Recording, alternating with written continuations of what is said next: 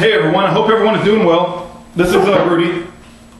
And I'm just going to keep a smile on my face, and I'm not going to let these bastards steal my joy. I'm going to continue to do what I think is right, no matter all the crap they call me and all the attacks.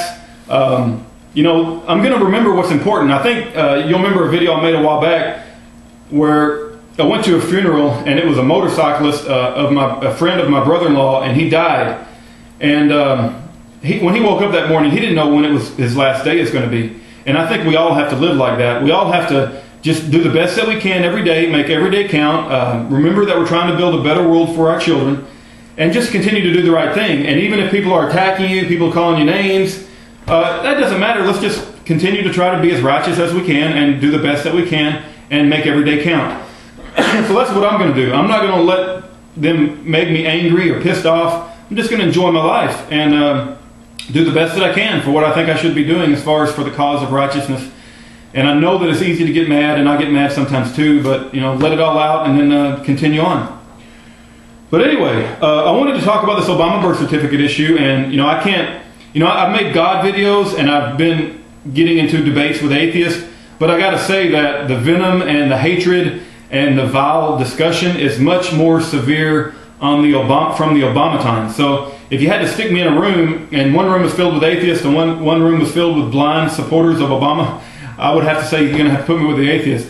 I just the venomous hatred that comes from the people who blindly support Obama, and their refusal to acknowledge the simple facts is just amazing to me. But I will say this. I went to a high school. It's H. Grady Spruce High School in Dallas, Texas. It was over 80% black. So for those of you that call me racist, I grew up and had many good friends that were black. I look out in the Patriot community in YouTube, and I'm inspired. And I learn a great deal, and I have huge admiration for my black brothers and sisters in the Patriot movement. I have lots of good friends that are black. I have lots of good friends that are of all nationalities. So when you call me a racist, I immediately get angry and want to call you a bunch of names back, but I'm just going to refuse to do so. I'm going to hang on to my morality, and I'm going to take the high road, because it's not good to get down into the gutter with you on that. But let me quickly give an example of this birth certificate issue, because I think people have a misnomer, or they have a misperception about it. And that is, if you were just a citizen and you're minding your own business and you're not trying to get a job, or you're not trying to do anything with the system, nobody has the right, in my opinion, to come up and say, show me the birth certificate. Nobody has that right, because you're not you're not wanting to accomplish anything. You're not wanting anything from the system. You're just living your own life and you're minding your own business. But anytime you try to accomplish something within the system, that could be becoming a doctor, becoming an engineer, becoming a professional athlete, there are things that you have to do in order to become the end goal of what you're after. If you're becoming a professional athlete, you have to practice, you have to jump over hurdles, you have to become usually part of an organization, you have to compete against others. If you're a doctor, you have to go to a doctoring school, you have to graduate, there's like 4 more years and 4 more years, and so there's things that you have to accomplish. Now, if you look at the biggest accomplishment in all of mankind, people would argue, well, that's to become president of the United States, the leader of the free world. So there's certain things that you have to provide and have to accomplish, and requirements you have to meet in order to become president of the United States / leader of the free world. So, it's the proof is up on. It's his responsibility to show that he meets those requirements. There are constitutional eligibility requirements about not only being a citizen of the United States. It's one thing to be a citizen. It's another thing to become president. So you have to meet eligibility requirements to become a citizen, and then beyond that, there's eligibility requirements to become a president. So that's all that we're asking. We as the American people want to make sure that he meets the eligibility requirements to be president of the United States. And I will say this, and I heard another YouTuber say this, and it mirrors exactly what I think. I would be as proud as the papa of a newborn baby if we had our first African-American black president. I got no issue with that. The problem is he's not even a black president because he's half white. And not only that, but this president is destroying what makes this country great. So for my black brothers and sisters out there, do not be ashamed. Do not in any way think this is a reflection upon the black race when he goes down. Because this guy is the biggest liar. He's the biggest criminal. He is the biggest attacker of constitutional rights that in the history of mankind, as far as I'm concerned.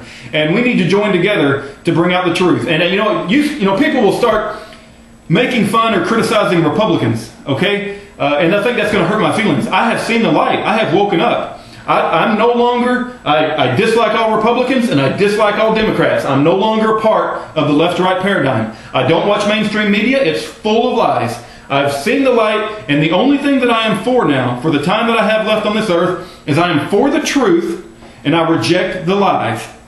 Okay, so now that I've discussed that about why it is okay for us to demand that President Obama show us his long-form birth certificate, I wanted to go over some of the things that are in my mind. And I know that some of these things could be debated, but then I want to make a point after this. Okay, the first thing Obama did after he got in office was sign an executive order regarding the topic of sealing his records. Now, some people will argue that other presidents have done that, and whether it really made it more stringent or not. I'm not a lawyer on executive orders, but I find it incredible that the very first attention that garnered Obama's attention was to go sign an executive order dealing with the sealing of records. It's just amazing to me that that was his first act in office. Obama's grandmother, okay, I got to go through this quick because I don't have much time. His white grandmother, I think her name was Madeline Dunham. His white grandmother. You know that she was a vice president of a bank? She was a very educated lady. Do you know that she's not on record one time of saying anything about him when he was running for president? She refused to talk about it. Why would she refuse to talk about it? And I'm not going to put myself in the heart of any other person, but it's just amazing that she didn't have one thing to say when he was running for president, and then she died before he got elected. And that's a mysterious thing too. I'm not saying anything. I'm just saying it's mysterious. His black grandmother said that he was born in Kenya. Now I do have to trust the translator that said that that's what she meant. So you could argue, well, the translation was off. Okay, maybe so. I don't speak Kenyan. Maybe you have something on that. The Kenya ambassador, he does speak English. He's a very educated man. He does speak English, and he said they were building a marker at Obama's birthplace on a radio talk show program. You can go listen to it. That's not a misstatement. That's he said Obama was born in Kenya, the Kenya ambassador. Do you know that there's two twins that were also born in 1961 in Hawaii to the lady by the name of Eleanor Nordyke, and they have released their long-form birth certificate? That also was in 1961. So if these two twins can do it, don't give me this crap about Obama can't release his long forms because the two twins have released their long-form birth certificate. If other people in Hawaii can release their long-form birth certificates, then certainly Obama can release his. John Klein. John Klein is Lou Dobbs' boss. John Klein told Lou Dobbs, shut up, they lost Obama's long-form birth certificate in a fire. Some of you will say, well, that was just a mistake. The Hawaiian health official said that his birth certificate is not lost in a fire. We have it. Why did John Klein lie? Well, that was just a misstatement. No, that's not a misstatement. That's a Huckleberry Finn lie. You don't accidentally say his birth certificate was lost in a fire and then later say, oh, a misstatement. No, that's a Huckleberry Finn lie. Okay, his college records could potentially show that he received foreign aid. I want to see him. I want to see his college records. I want to see if Obama got foreign aid. If he's a United States citizen, he didn't meet the eligibility requirements to get foreign aid from his college. Miss Fukino, F-U-K-I-N-O, she supposedly went and took a peek at Obama's birth certificate, came back to the cameras and said, I have seen Obama's birth certificate. So, well, I'm sorry, Miss Fukino, but there's 300 million people in the United States, and I think we would like to take a look at it as well, if you don't mind. I know you've gone and taken a peek at it. We would like to take a peek at it, if you don't mind, Miss Fukino. Major Cook, he was an army in the military. He was a major in the military. They said, God dang it, I'm running out of time. Do you know that when he said he would not go to Afghanistan until Obama shows his birth certificate, that the army said, well, you don't have to go anymore? What kind of army rescinds their orders? They would have punished that man. They would have punished that man if there was something to his claim. You don't just say the army changes their mind. That doesn't happen. The birth announcements in the newspaper don't mean anything. I can put a birth announcement in the Dallas newspaper for my pet dog. There's been lots of suspicion that short form is a forgery. I don't know if it is not, but it's suspicious. And then also there's been a claim that Obama's half-sister also has a short form. I haven't seen any proof of that, but that's a claim that needs to be investigated.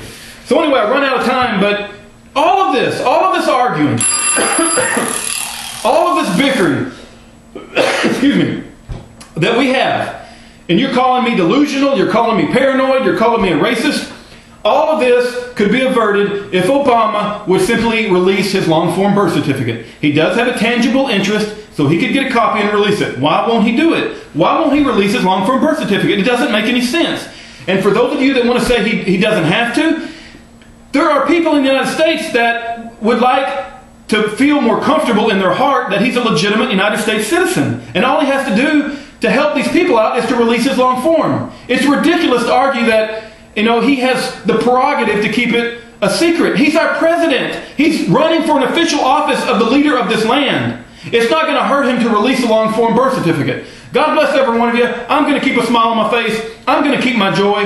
And I'm going to continue to do what I think is right. Thank you and take care.